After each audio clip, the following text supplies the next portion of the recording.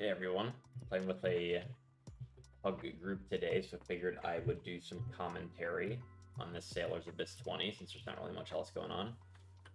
First thing I'm looking at is we have Shadow Lords and the Meteor Rain, which means we're going to get a lot of ults, and we're going to have two really strong burn periods throughout this dungeon. Sailor's Abyss is already a dungeon with really inflated overall because pulls are really big, like this one, for example. See, like right off the bat, we're already at 180k DPS. We'll probably go down a little bit by the time the pull ends, but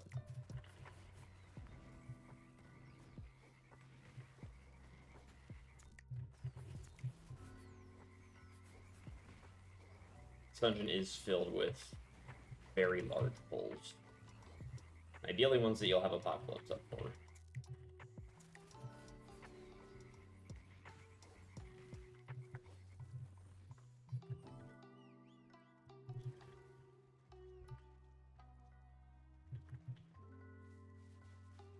So I don't know exactly how this tank is going to pull, because he has a bug tank.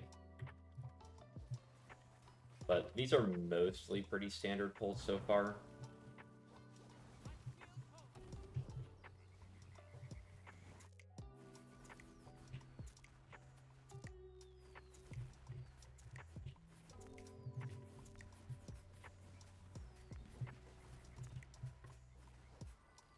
I'm gonna Mass Dispel us.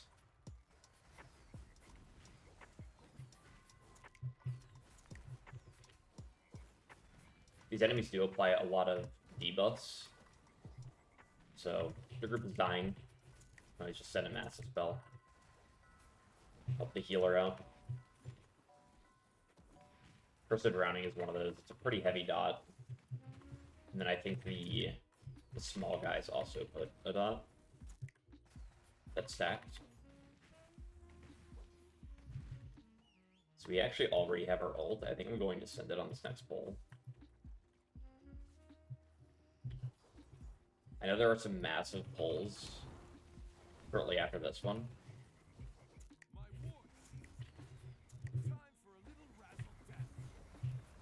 But we get our ult back so quickly with Visions of Grandeur plus the Meteor Rain that we should have it up for anything important.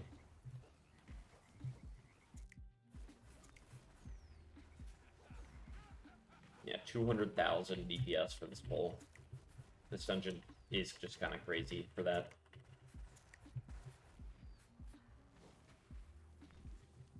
We do have our Apocalypse back up. I'm pretty sure that he's only going to pull these three mobs here.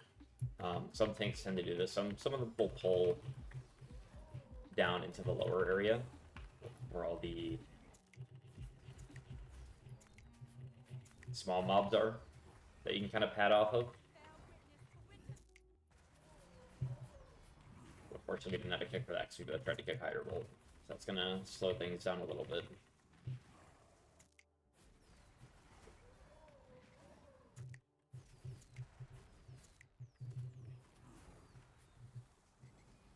Yeah, we did send Pyromania here because it's 3 targets, but I don't want to send too much other stuff.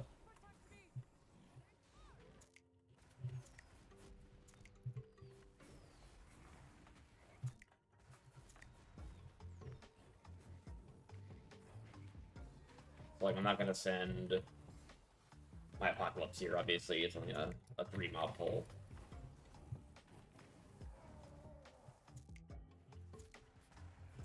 I think maybe we could have sent frogs here at the end, just because we're about to get Shadow Colossus. And that would have given us time to get our frogs back.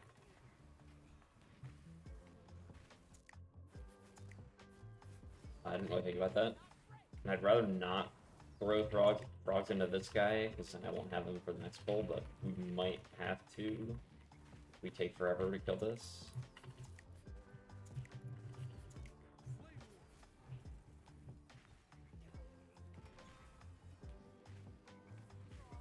We are taking quite a long time. I probably should have sent frogs here, because now we're going to die. Come on. Yeah, that was sketchy. I'm pretty sure the rhyme did not send anything either, so that made that way scarier than it should have been.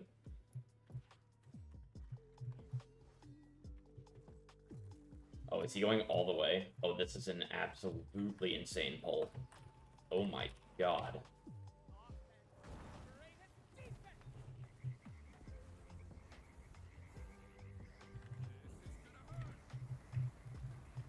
The game's even just lagging out.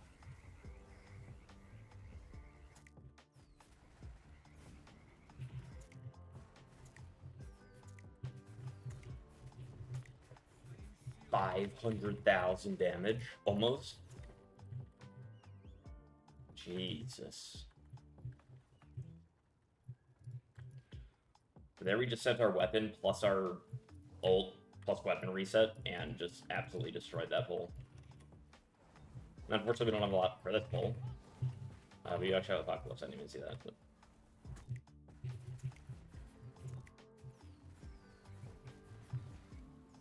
we actually get a massive spell to save our DPS there.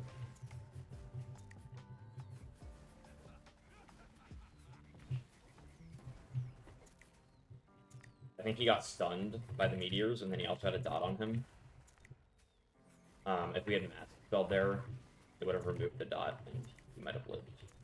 I'm going to Massive Spell here instead. Because I had a dot on me, and I was getting low.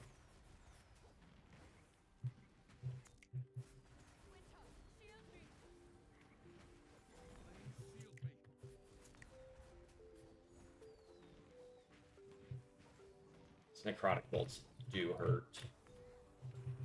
Our healer died.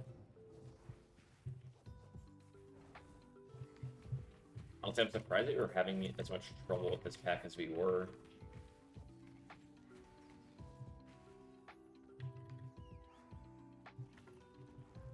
Alright, I think I'm going to send frogs on this guy.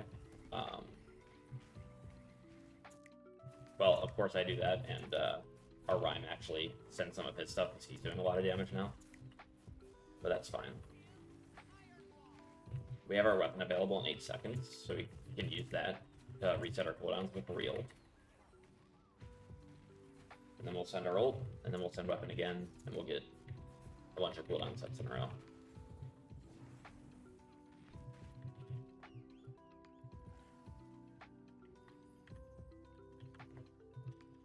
Or we can just wait, actually, because we're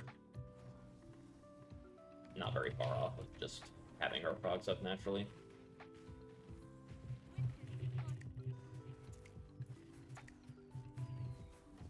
I'm going to send this right before the Deafening Screech.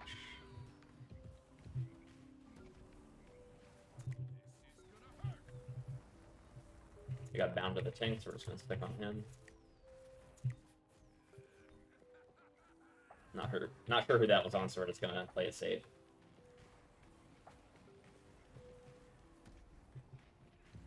Maybe that was a bad one. Yeah, I did a series of unfortunate things there.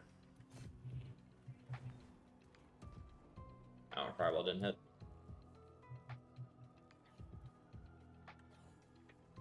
How our other DPS is getting kind of railed by that. That was not great by us. I was still playing the mindset of being bound to the tank, so...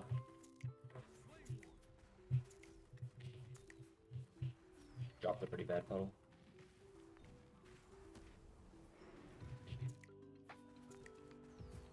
Ideally, you want to be line of sighting.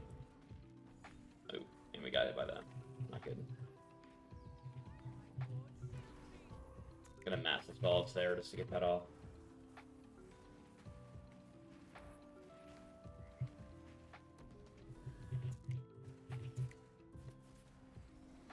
Yeah, ideally you want to line of sight this, because that's a lot of damage. And in P2, the boss does passive damage by itself.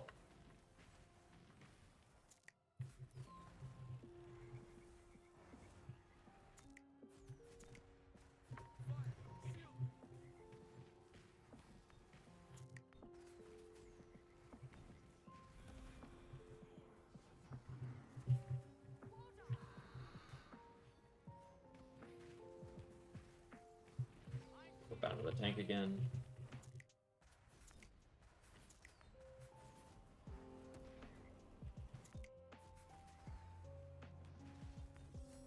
And a pretty easy key.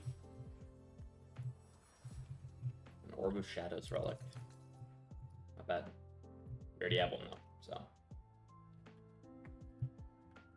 But yeah, pretty easy key. Over 100k overall. We had that one pull with like 500k DPS, which was crazy. With the Shadow Lords. And yeah, this is my gear at 326, mainly because I just can't upgrade these because they're Essence bonus sockets. So they're stuck at Paragon until I get something on Eternal that matches them. These are the talents I'm running. I have been dropping Intensifying Inferno for Fiery Resilience recently. It's gonna not ready this for a sec. But for this key, I had Intensifying Inferno. Fiery Resilience is really good if you're in a key that you would feel in danger in. For gym power, this is my current gym power. Definitely want to get to the 6 in Amethyst for the 30% crit on enemies above 50% health. Because that's just really insanely strong.